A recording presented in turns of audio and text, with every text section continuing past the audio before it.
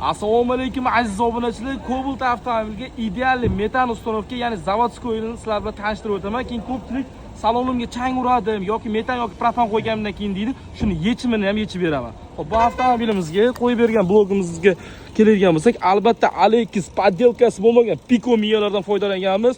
Mapdatchik, suvdatchikgacha original bo'ladi, xudo xolasa, va X original reduktor, X original farsunka.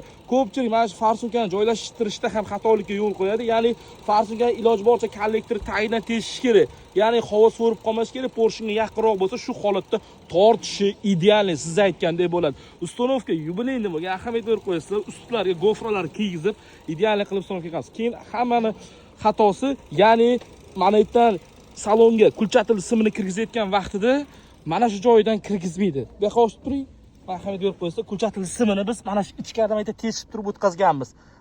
Endi ko'pchilikka keladigan bo'lsak, mana bu joyda, ya'ni rezinkasi bo'ladi, o'sha rezinkani o'zidan kirgizib qo'yadi.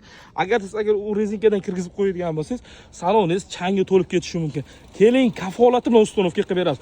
Aytgancha biz qaytarib o'tamiz. Aka, vaqt ulug' ne'mat, hammani vaqtini qadriga yetkazinglar. Biz ya'ni zamin xizmatini to'xtatganmiz. Ya'ni agarda sizda metan bo'ladigan bo'lsa, propanga o'zgartirib bermaymiz. Hozirchalikka 24 ga yetdi. Ya'ni zamin xizmat yo'q bizda. 24 ga yetdi. Bu videoni ko'pchilarga yuborib qo'ying.